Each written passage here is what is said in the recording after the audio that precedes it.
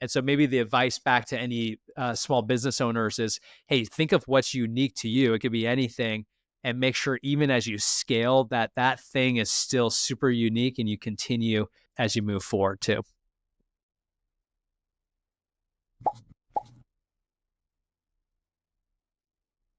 If you enjoy this podcast, don't forget to subscribe and follow it in your favorite podcasting app or YouTube.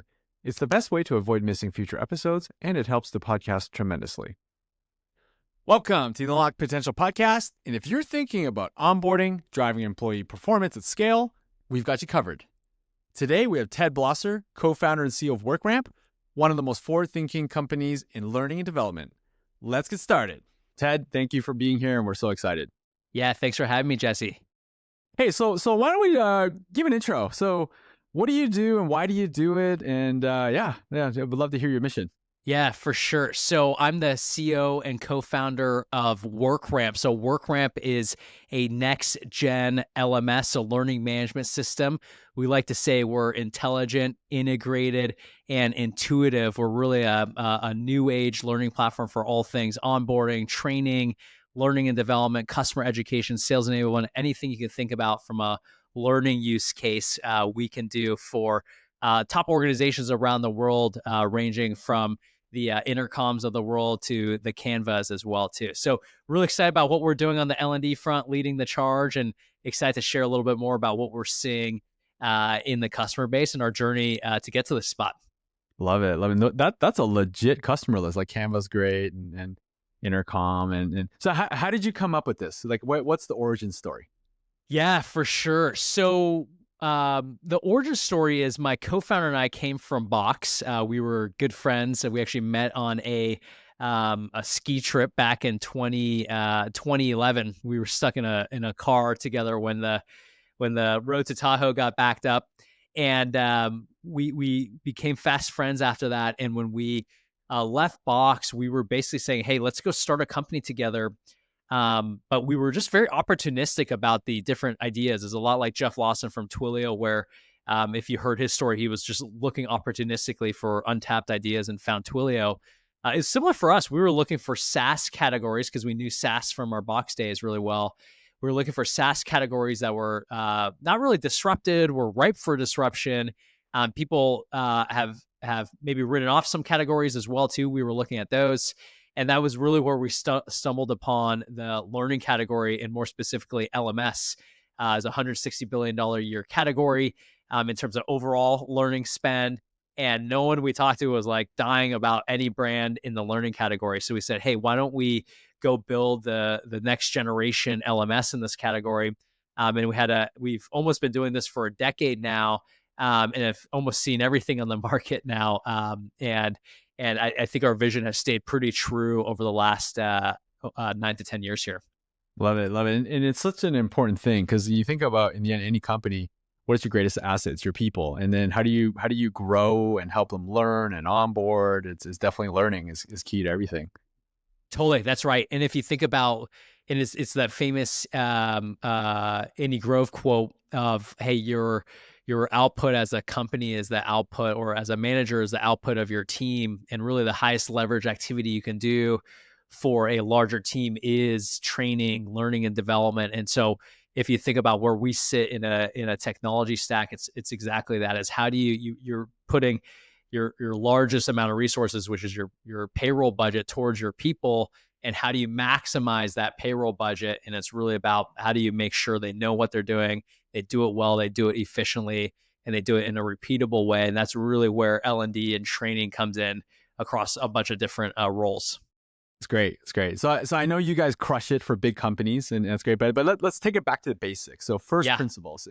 So if I'm a construction company and I just grown to 15 people, so it's beyond the my field of view, what I can see, and I got a lot of information in my head. And so it's like, how do I get the information from my head to the next wave of people I'm hiring? And so would love to get your take on how do I use you guys? What's your advice on how to really kind of get to a good start there? Yeah, for sure. I actually wouldn't jump to the technology first. What I would do is, in a first step, you want to make sure you document and systematize that knowledge that's in your head. If you're a business owner, like, hey, get that down in a wiki somewhere, Google Docs, Microsoft PowerPoints, whatever that is. Make sure you build that repeatable process that then you can hand off and get more leverage using just general technology for. And usually I'll see that work. I'll see that usually work up to about 50 employees. Is, hey, we just have a grab bag of docs, but it actually has our best ideas down on paper that people can go implement. Then when you're above about 50 people, that's when you want to look at enhancing that technology. And so that's when you could go to maybe a formal intranet. That's when you maybe look at a formal LMS as well too. And really what this does is supercharge that knowledge sharing across an organization, right? If you think about your onboarding flow, an onboarding flow is probably your most critical 2 to 3 months within an organization. That's your make or break time. If you, and this is a little bit more in white collar, but the average tenure is about 2 years. You got to think about like, hey, you're going to spend about a quarter of those 8 quarters, really just onboarding. And you want to make sure that's a really systemic process where they learn everything. That's where you might use an LMS to say, hey, I'm going to send you items. I want to make sure you review them, check that box. You grok it, you understand it. So I'm going to give you a little bit of a test, and I'm going to give you reinforcement, because you need to make sure that 8 quarter investment, when you're going to have that person, they are as productive as they can be. And so that's when you could really amplify it. And it's when your span of control starts to kind of expand, where you can't do this by hand for everyone. That's when you can bring in technology like ours to really expand your leverage. Love it. And as you're growing a bit, like, when you get 50 people, one of the biggest concerns, I meet with a lot of leaders, it's dilution of culture. It's like, hey, back in the day when it was like a few of us in a garage, like we got it, right? But as soon as you go beyond that, it feels like there's a loss and not as productive as before and not as efficient. So what's your advice on how to not dilute culture, but in fact, make it the opposite? So when you grow, imagine we're even more efficient. Yes, yes. Would you say more on the process side or more on the culture side? What or both? Or both? We could talk about both. Yeah, I think it's definitely a bit of both, because I think they're intertwined, right? And so Yes. like how you work and how you perceive it, but also the execution is different too. Yeah, yeah. Let's talk about the culture side of the house. We see a lot of companies grow in this phase because we serve essentially SMB and mid market. So we really start serving clients around 50, and we go to about 5 to 10,000. That's really our sweet spot in terms of employees. So we kind of see a lot of companies grow up as they start using systems like ours.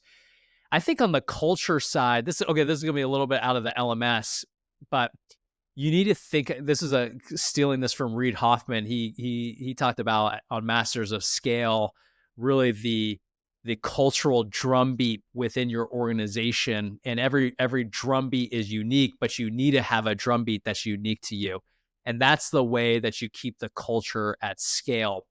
And so, for example, I remember listening to Henry Ward from Carta, who I think they're about 3,000 people now.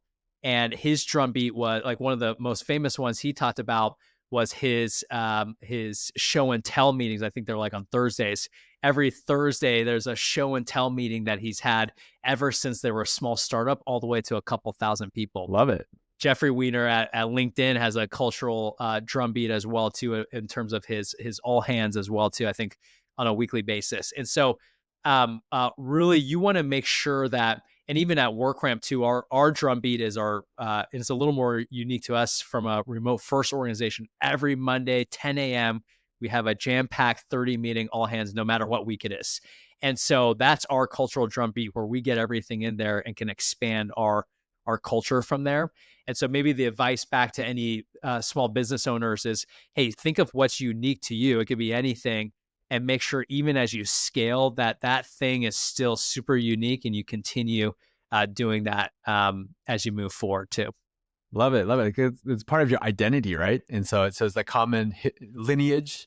Yes. And still continues, because I've worked at a lot of companies where I was not a part of the, obviously the OG founding team, but I see like when there's a changing of the guard and then the next generation of buddies, there's this common thread, right? If you have good culture, it kind of, goes back to the original lineage. And so Totally. that's always great to see. Totally. And always like, one thing I've also learned too is you got to adapt that drum beat too. Some of it can get stale. Like For example, even internally here at WorkRamp, we used to have this thing called Boba Fridays because we used to, back when we were in Yeah, person in SF, we yeah, would yeah. order, and we were small, we would order boba tea to the office every Friday and do demos. And then when we hit the pandemic, we're like, this doesn't really make sense anymore. And we essentially ushered that meeting out and replaced it basically with just putting everything in the Monday all hands. And so you do need to adapt. People do get sick of some cultural rhythms, but you do need to have an identity that's yours in a unique way that you can Yeah. continue to repeat.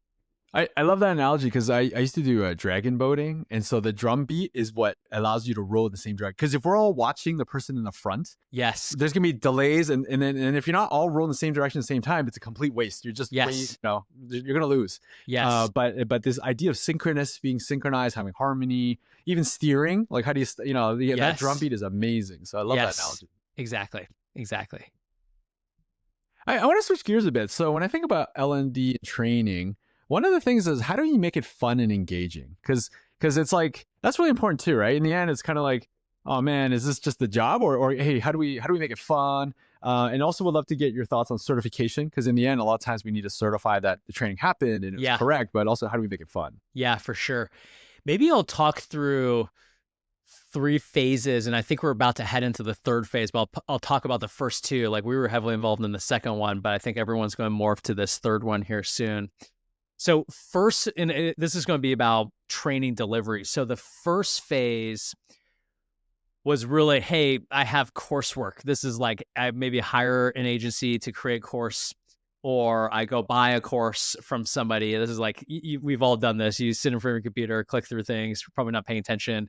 And it's a video output to you. It's not engaging. That's the kind of traditional learning methodology, or maybe it's a recorded Zoom meeting where you just got to sit there and just watch it, right?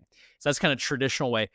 We morphed from there. We helped lead the charge to more from there. So when we started in 2015, we really helped usher in this model of essentially micro learning that's more engaging and more bite sized. And so, really, the 2015, let's call it the 2023, 2024 era has really historically been about, hey, let's move from this boring, and you'll hear terms like SCORM based training, Yeah. just like this awful type of training, all the way to like, hey, let's go into micro learning, keep this fun, keep this engaging, get it on any device. That was really the shift, and WorkRamp helped lead that charge. Like, we have a full content creator that allows you to create that micro learning.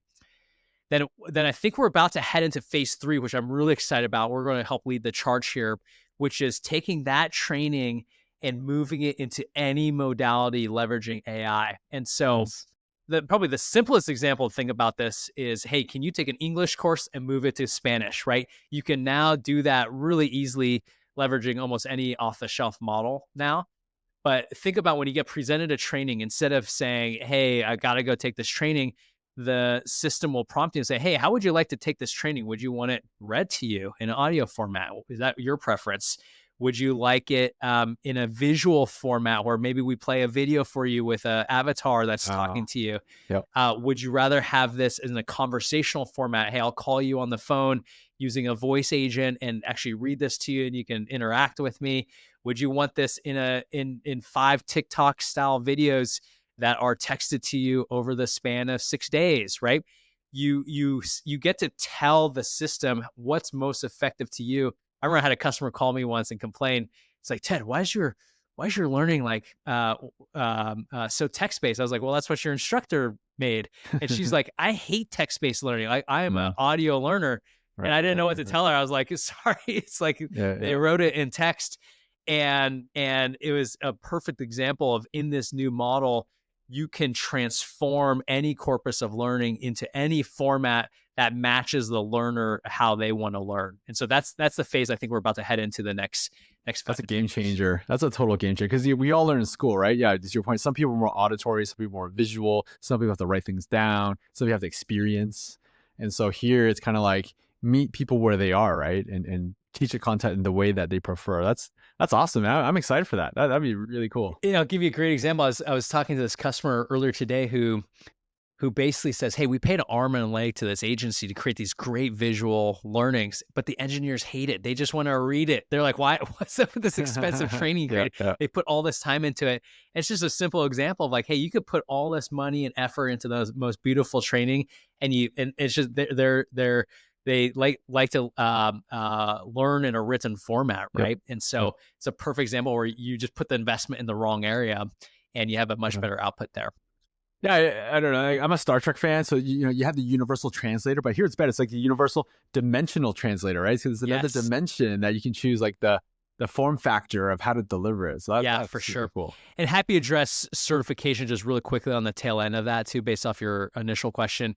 Certification is, I think, going to be a similar thing where I think certification and it will follow the same phases. Whereas like that first phase was a rigid test, the second phase was maybe a little more interactive tests. Like, hey, maybe do a screen recording or a voice recording to submit an answer. I think this next phase it will be similar, where you can have multiple modalities that you can test out of based off if you're on the job experience, maybe it watches you and says, hey, can you actually go do that correctly? Versus, hey, I need to do pen and paper and submit a quiz here to certify myself. Nice, nice. Actually, this dovetails well next because we work with a lot of construction companies and manufacturing, and so health and safety protocols is like a paramount thing. And so, how can they use like WorkRamp, or what advice do you have on, a helping with health and safety, but b like ensuring compliance and really kind of getting ahead of the game there? Yeah, for sure. I think so. A few things, and I'll maybe talk about current state and also future state again. I think which I'm really excited about. I think current state, this is where you do want to start looking at systems. Like when we talked about that earlier analogy of like, hey, just when you're starting, just get the knowledge down. In this next phase is use technology. This is where LMS comes in handy is, hey, I'm going to get an audit, or if I do get sued, I have protection on this. You want to make sure you run it through a system and you can prove to auditors or to lawyers, hey, they completed a training.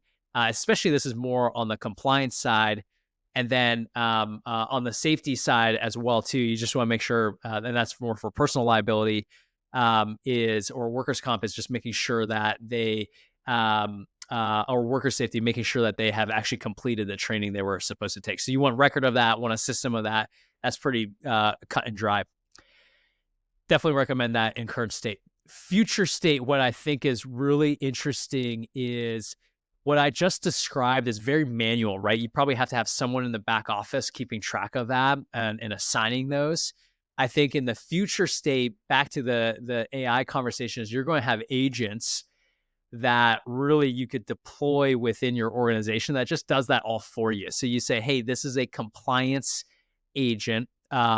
Here's my rules as an organization. So let's say, hey, I'm a construction company. I need to make sure everyone takes harassment training, safety training, and make sure they do that and recycle it every year, right? And recertify every year. You just tell the agent, those are my rules. And the agent is always running, just checking, hey, is there a new hire? Is there a hire that's been here? It's crossing the year mark? Are they crossing the 3-year mark? And make sure those compliance certifications are staying up to date. And so that's what I'm really excited about is there's a nice agentic play here where then a construction company owner doesn't have to go hire a back office person to babysit spreadsheets. They could just turn on the agent and make sure you are always in compliance. And if you're not, you let the managers know and make sure they get into compliance. That's great because like all things, you're gonna wish you did it right when you really need it. And so Yes. this is very it's like insurance. Like, are you Yes. glad you had it when you need it, right? And so yeah. Yeah, exactly, Yeah. exactly. Same thing with training. I mean, there's so many rules and you got to keep up with. And I think that's the other cool thing about these agents is they can keep you up to date with specific state regulations, county regulations as well too. So you don't always have to be on the hook for Love it. that. Love it. Hey, so as a great leader, and I have tremendous respect for you because I think I really like the culture and kind of the organization you led. But what's your advice on how do we drive engagement for employees? So you're meeting another CEO. It's like, hey, they're having problems with engagement. What's your advice on how to do that and also help people feel like they're growing in their Yeah, job? for sure.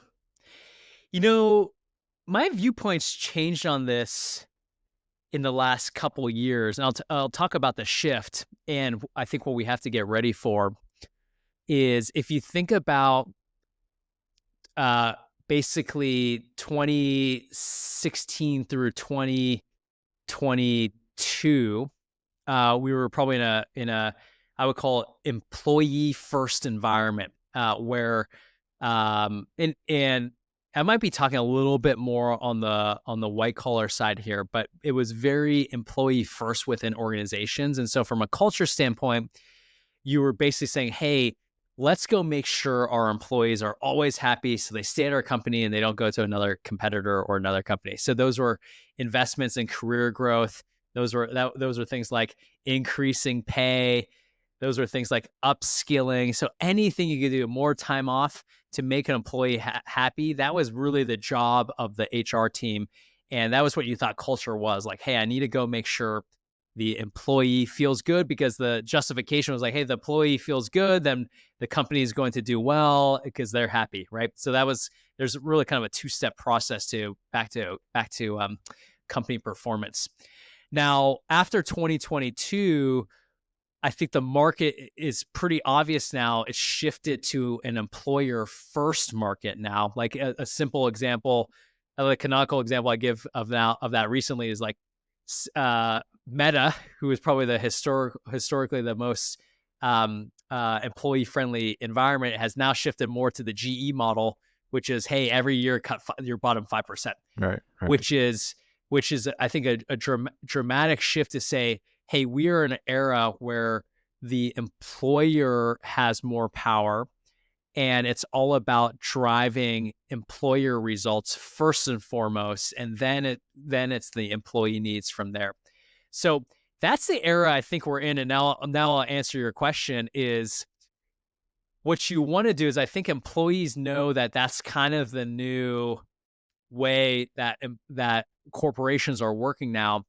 And so to drive that engagement, you want to focus on how to improve their performance, less so their feelings and their development. And so the shift is, from a HR and L&D perspective and culture perspective, is what are the things I can do for you to help you do your job better? Not like, how do I just help you develop skills that might or might not be relevant for your job? And so right. that's the changes. Every program that you put in place, you want to make sure, hey, is this going to drive my performance? If you're in sales, if I give you a training program, how is that going to help you sell that extra dollar with that extra customer, right?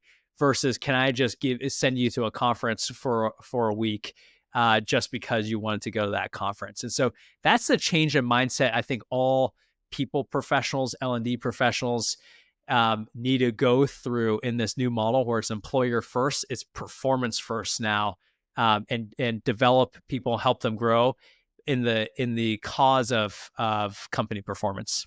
Right, right. In many ways, that would call it like more streamlined, right? Like, hey, we're actually gonna achieve a mission, Yes. and so Yeah, yeah, exactly. yeah, Exactly. It's like, hey, you're right. It's like kind of back to your rowing analogy. It's like, hey, now we kind of have, before you had multiple different targets. You had the company mm, objectives. Maybe right, every right. individual employee had an objective. Everyone's objective is one thing now. It's company performance, and you work within those confines. That's just the new, I would just call that the new world order, or at least the Yep, current trend for the next couple of yep. years. Yeah, I agree. I definitely see that too. I think it's it's an employer's market now, right? Right, rather than employees market by and large. And today's episode is brought to you by Tonda, the smarter way to retain and engage your skilled workforce. Here's the thing: high turnover, disengagement, and financial stress are costing businesses more than they realize. That's where Tonda comes in. Leading employers are already using Tonda's financial wellness benefits to boost retention, increase productivity, and keep their best employees longer. And here's why this matters. Tonda is already helping major companies across the US, and unlocked potential listeners have the exclusive opportunity to get in before the rush hits the open market. Be among the first to supercharge your workforce with Tonda. Learn more at tonda.io/Jesse. That's TANDA.io/Jesse. What are your thoughts about attrition? And so, for employers, it's very expensive to replace employees, and Totally. so I read this report, and if you read the top 3 reasons why they leave, it'd be kind of in this order. Number 1 is perceived better compensation, like pay and benefits somewhere else. Number 2 is some kind of unsupportive environment. I don't like the culture. I don't like my leadership. Something about that. And the third is a lack of growth. I don't feel I'm progressing. This is just like a endless job. And so those are the top 3. And so, what can companies do to improve in your view when they're looking at these things? Man, that's a good one. Um,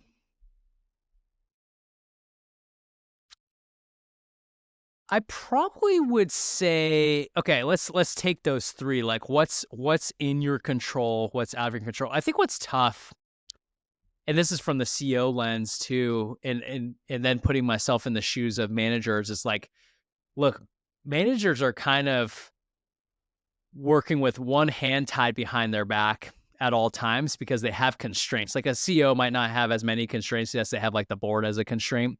But like a manager who, let's say she wants to retain 5 of her people, it's like, what's the best thing she can do, right? One is they can't probably do much on the comp side. Your number one reason is like, hey, if they can, they should go through those processes and say like, hey, can I get you to the top of the band or get you a little more pay, or maybe at least have the perception I'm maybe doing a one-off spiff or one-time spiff for you. So the hard part about comp is like, that's really not something you have control of outside of like the standard confines. Um, but the last 2 you kind of have more control of, like supportive.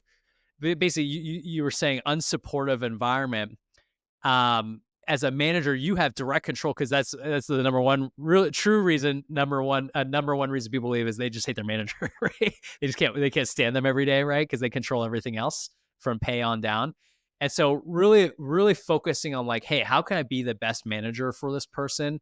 But in this new model, it's a little bit less coddling, but more about how can I be the best, like performance driven manager for this person. So I would definitely recommend, hey, shifting your conversations to be less coddling. How are you feeling? Are you burnt out or not? Over to, hey, how do I help you do your job the best you can do it? I think that's the big shift from there.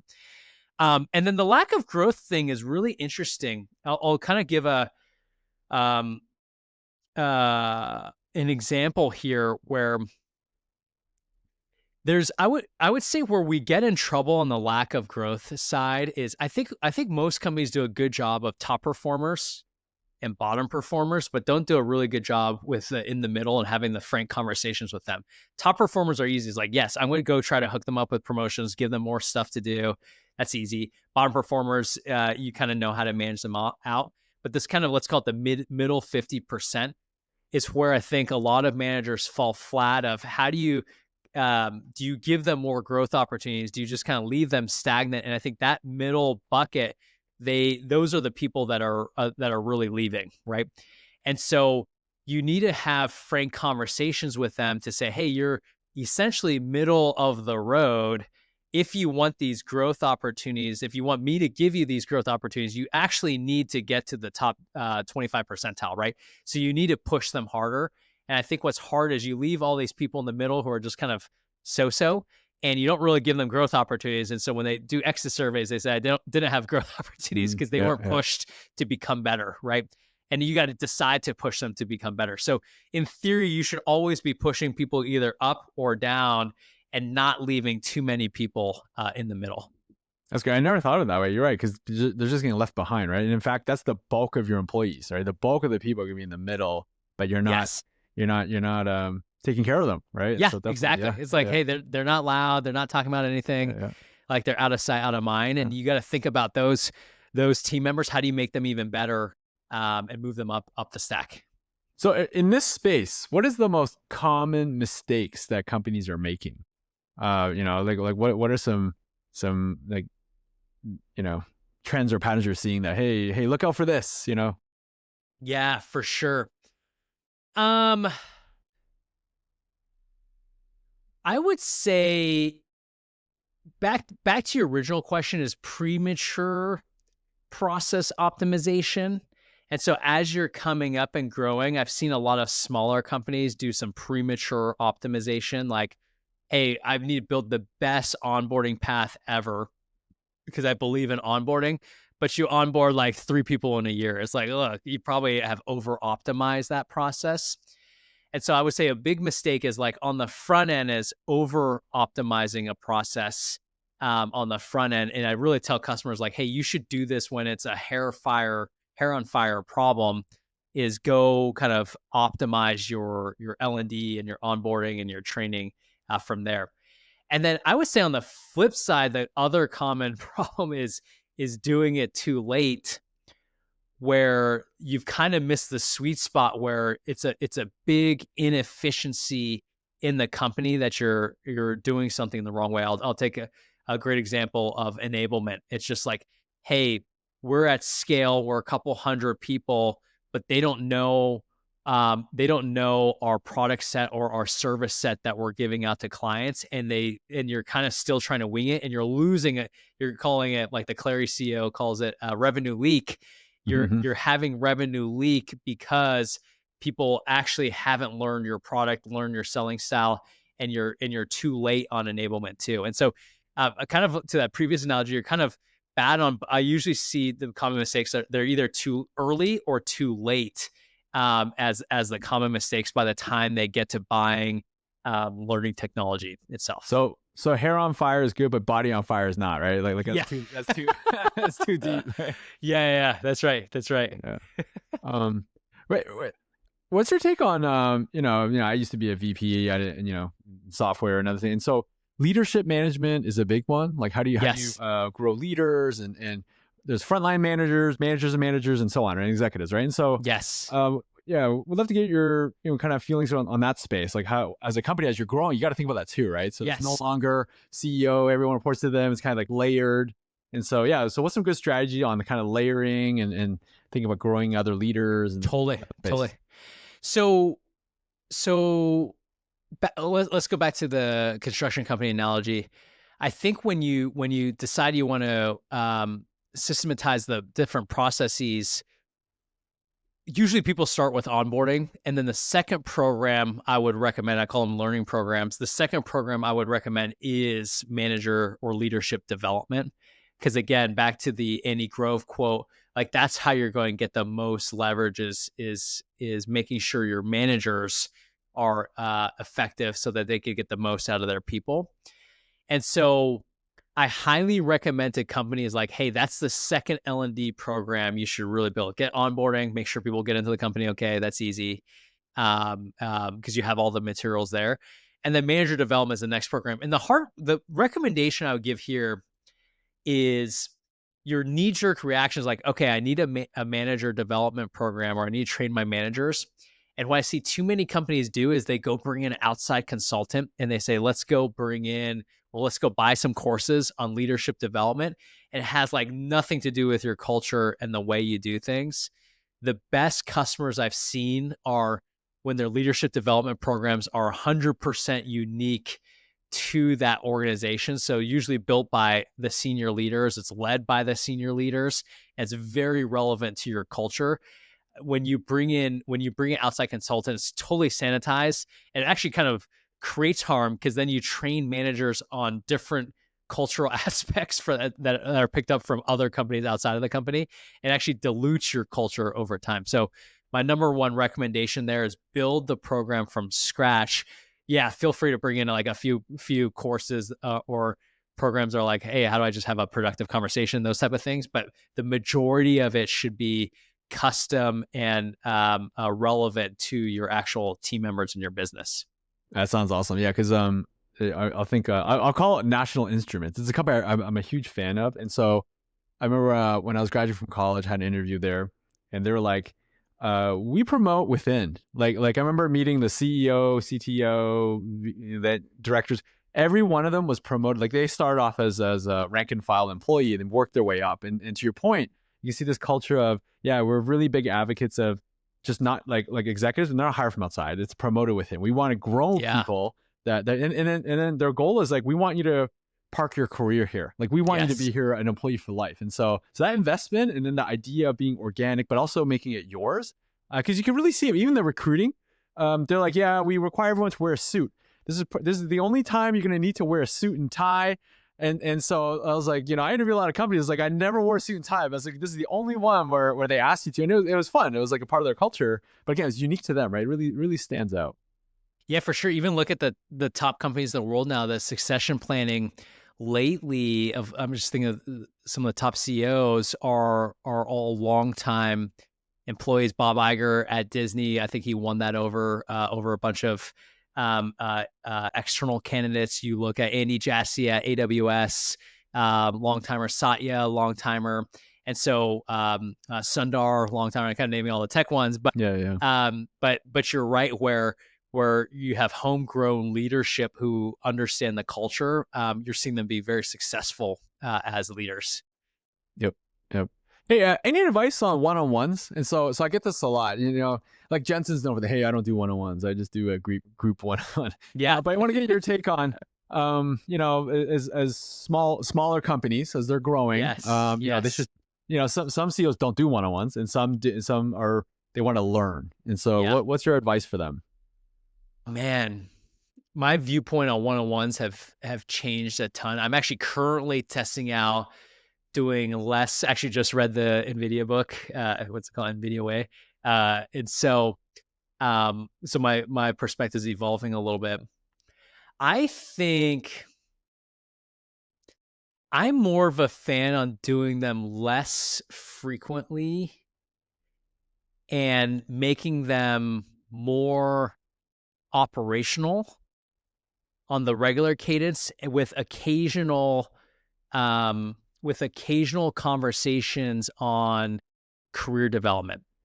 And I've seen the opposite of that where it's weekly. It's like you're always talking about career items as well too. And it's a lot of discussion around feelings and not around business tactics and goals and project updates. And and one way I found is really helpful. We use Lattice for our one-on-ones and I've also heard people go back and forth on saying, hey, it's always the subordinate's job to bring the agenda, not the boss's job to do that. I like collaborative agendas that both can add to. We use the Lattice one-on-one tool to do that. And I've shifted mine to be very focused on back to the earlier discussion on business performance on day-to-day tactical items and using that as the time to discuss those, and then really not bringing up career discussions unless we're closer to a milestone that's more broad within the organization, like performance review time period, or let's say the half-year review mark as well too. And so that's my current preference. I think it works pretty well too. So less frequent, focus on the business, joint agendas as well too. And that's actually a pretty good cadence right now for me personally. Makes sense. And I'm in, I've never worked at WorkRamp, but I have no doubt it's a very open door policy there, right? Like meaning very approachable, being accessible, so that when and if needed, then you can have that quick one-on-one. But I think that makes a huge difference too, right? Just being available. Um, I want to talk about WorkRamp, and so you guys have a lot of amazing customers like Canva, Toast, and Box, and so when they start working with WorkRamp, would love to hear from your point of view, like why did they choose you? How come, of all the options out there, they obviously pick you for a really good reason. But yeah, we'd love to hear that. Yeah, for sure, for sure. It's interesting. The LMS category has been around almost since the 90s, and the cloud versions of them have been around since the mid 2000s. And so they've been around for a while. So when a customer is looking for LMS, there's a wealth of research, a wealth of options. There's over 600 different LMSs. I like to say we're one of the top LMSs in the market. We have the benefit of we started later than some of the bigger incumbents we now compete with. We started in 2015, and we just have a great product. But what we position to customers is really, hey, an LMS should be three big things in this new world order. One is it should be intelligent. It should be led by AI. Everything you do should become easier because of AI. And we have a bunch of features around AI, such as, hey, we have the ability to coach your sales reps leveraging AI to create content via AI. So a lot of translate content via AI as well too. That's baked throughout the product. The other thing is a lot of other LMSs are a little more standalone. They might have a few integrations here and there, but we are highly integrated. We think your learning platform should be connected very deeply into both your HR and your enablement tech stack. And if you're using us for customer education, also with your external customer tech stack as well. So integrations is a huge pillar. And then lastly is we're one of the most intuitive products on the market. When you read through, when we analyze all of our reviews leveraging AI, the thing that resounds from all of our reviews is how easy we are to set up. A lot of our clients have only one administrator, whereas historically incumbent systems have 5 to 6 full-time administrators. It's a lot like if you heard Parker Conrad on talk about Rippling, like, hey, I can deploy HRIS with one person. We have the same type of thing where you could deploy your LMS with one person in the matter of days versus multiple people in the matter of months. And so we build everything we can build in an intuitive fashion. So it's super easy to go deploy. And so that's what we position. That's what we call the next gen LMS is like, hey, we power your current and future learning programs. And so we're excited about those three core pillars and what we'll continue investing in there. Nice, nice. And here's the most important question. What's your secret sauce for the company? What is it? Oh, man, like overall for the whole company, yeah, I would say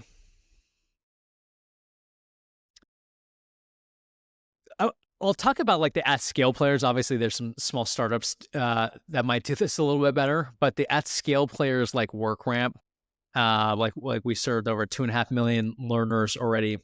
Um, from an at scale standpoint is like we probably iterate faster than anybody, and we will always be on the bleeding edge of the new tech there. And I just posted about this on LinkedIn. We have this concept of startup mode internally, which is like, how do we continue thinking like a startup at scale? And so to answer your question is like, hey, our secret sauce is really how fast we're moving on product in a space with a bunch of incumbents that are primarily private equity owned, that just aren't innovating that fast and are really milking their cash cow. And so we're essentially the disruptor in the category, and people that buy us, that give us product feedback, we're implementing that almost right away. And so we're excited about, hey, we think we can continue out innovating the rest of the market. Love it, love it. It makes me want to use you guys right away. So let's frame this. So if I'm a company, can you describe me? When is a good time to start thinking about WorkRamp, and how would I get started? Yeah, for sure.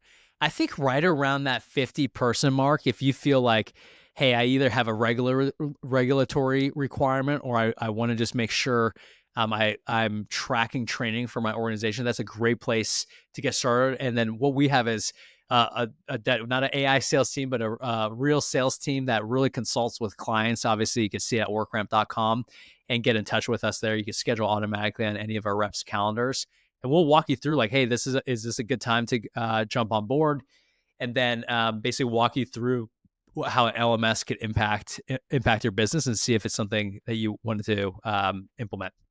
I love your positioning because I could tell right away that you really want to help customers, and part of that is turning them away when it's not the right time. Right? Totally. It's like Totally. just hey, I only want to help you when this is the right time. If it's not the right time, I love how you give me really practical advice and kind of sharing, hey, go manual. And then when you hit 50 plus, Yes. and then where you're finally hitting that point where it's beyond like what you can do manually, this is the time to really invest. And in that way, it's the ROI is there, right? Like the investment's worth it. It makes sense. Yes, That's exactly. cool.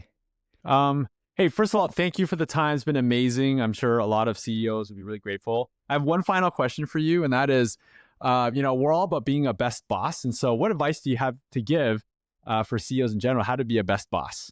Ooh, man, I've gone back and forth on this as well. I think my current stance is be a genuine leader. I think you're seeing that with this new crop of leadership is just be genuine and don't be fake, or don't be afraid to actually speak your preference. And the more genuine you can be with your direct reports, I think the more they'll respect you and understand where you're coming from. And so I think there were years in this almost 10-year journey where I didn't feel like I could be my genuine self, and I was kind of faking it at times. And I'm much happier as a genuine leader and sharing my genuine viewpoints. And I think it's turned me into a better leader for my directs too. So that's probably my number one recommendation, is just be a genuine leader. Love it. Love it. Yeah, because it sounds like you're being comfortable in your own skin now, right? You're able to be Yes. vulnerable and share and make this a safe space for everyone, right? Totally, totally. And I feel like for too long, like a lot of CEOs felt like, hey, you or even managers had to kind of stay within certain confines. But just be yourself out there with your directs. Right, right. Awesome. Well, thank you again, Ted. Really appreciate it. Everyone, check out WorkRamp. They're an amazing company and so lucky to have them. And all the best, everyone. All right, thanks, Jesse.